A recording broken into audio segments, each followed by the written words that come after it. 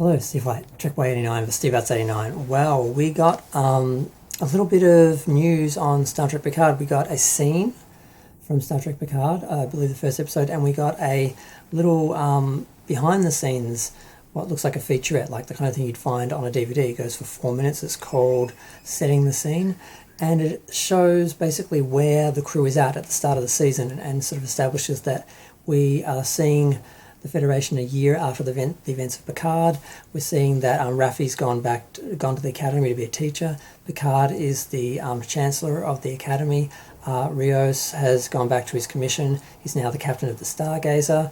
Girardi and Soji have been running around the galaxy doing a sort of goodwill tour, PR tour on behalf of the synths after the ban was lifted a year ago, like after the events of Picard season 1. And it's interesting because I was not expecting this. We sort of had the trailer where they show Picard back at the chateau, which is very cheap to film. He feels something's wrong. He encounters Q. Q sends him back into the past, which is 2024, which is basically today. Passing is 2024 because it's only like a year or so away. And I thought this was going to be a very cheap show, basically scripted around what they had, which is some existing sets and current day. So I wasn't expecting much out of it. So I was kind of shocked to see the Stargazer, to see the bridge of the Stargazer, to see corridors, to see the elevator, I forgot what they're called in Star Trek, God, the turbo lift, and just to see some scenes that really look like Star Trek. Now we see some scenes at Starfleet Academy. We see that Elnor has been accepted into the Academy as the first full Romulan to go into the Academy, because as we all know, back in Star Trek 6, they had a half Romulan character. It was revealed, it wasn't mentioned, so it's not canon, but it was revealed in Star Trek 2 that Savick was part Romulan, and I was going to say that Valaris was part Romulan, but I think they changed that. I'm getting confused with one of the earlier scripts. But either way, they had at least one half Romulan in Starfleet before this. But this is the first full Romulan, and since all the issues post-Nemesis that we covered in Season 1 in regards to what happened to the Romulans and so forth and all the political problems there.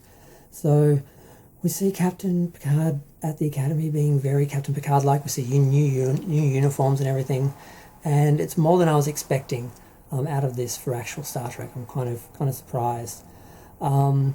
We see that Seven of Nine has gone back to the Rangers. She's now the captain of the Lost Serena, and she's broken up with Raffi, probably because Raffi was too needy and too emotional and too human. That just seemed really sudden and out of place in the end of the last episode anyway, so I wasn't really expecting that to go somewhere. But then we see them working together on the mission in the past, so it's really hard to tell what's going to happen there.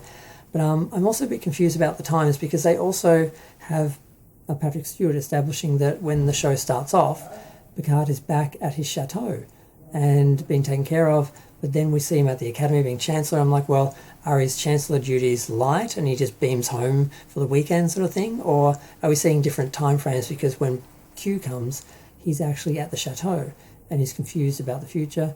Are we seeing an alternative future when we see these scenes where they're back at the Academy and everything, and is that the future that isn't right, or is that the right future? It's kind of hard to tell what's happening. It's kind of interesting because I'm trying to work it out, so obviously I'm invested on some level, but I'm worried about the bait and switch. I'm worried that we're going to get like a few scenes at the start of an episode, and then, Q pops up, and then we're back in the past, and it is very much just a Star Trek Masters of the Universe sort of situation, where the feature film, they basically had 2 scenes on Eternia and the rest was on Earth to save money. So I'm still sort of expecting that, but it does look like we're going to get more Star Trek and more Starfleet, because the big criticism of Picard was it could have been any science fiction show, just a generic science fiction show, just a bunch of renegades on a ship. Nothing really resembled Star Trek, there's no uniforms. The ship was just a generic spaceship that could have been on anything. So a lot of people didn't feel like they were getting Star Trek and Starfleet. They certainly didn't feel like they were getting a conclusion or a continuation of the Next Generation and the post-Voyager era, from post-Nemesis era, really. So a lot of people were sort of disappointed by that, and it looks like we're actually getting some Starfleet. Now, in the scene that we got, Basically, we see a bunch of security running through a corridor. The ship is basically under some sort of attack. They go into the turbo lift. They have a nervous, tense wait as they arrive on the bridge. They arrive on the bridge, they're getting shot at, attacked.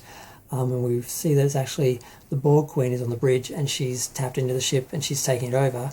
And Picard orders self-destruct.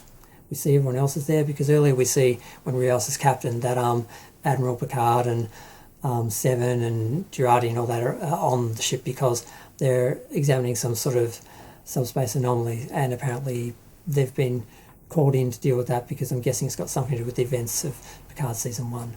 So that's what we've got so far, that's what we know. It's confusing, it's interesting, I'm curious where it's going to go, but I'm still worried about the whole budget cut factor I'm sort of expecting from this season. But maybe I'm just being cynical because I didn't like the first season. Maybe they fixed everything that was wrong with the first season and the second season. There's no way to know, but we'll see. I'm going to go. Thanks.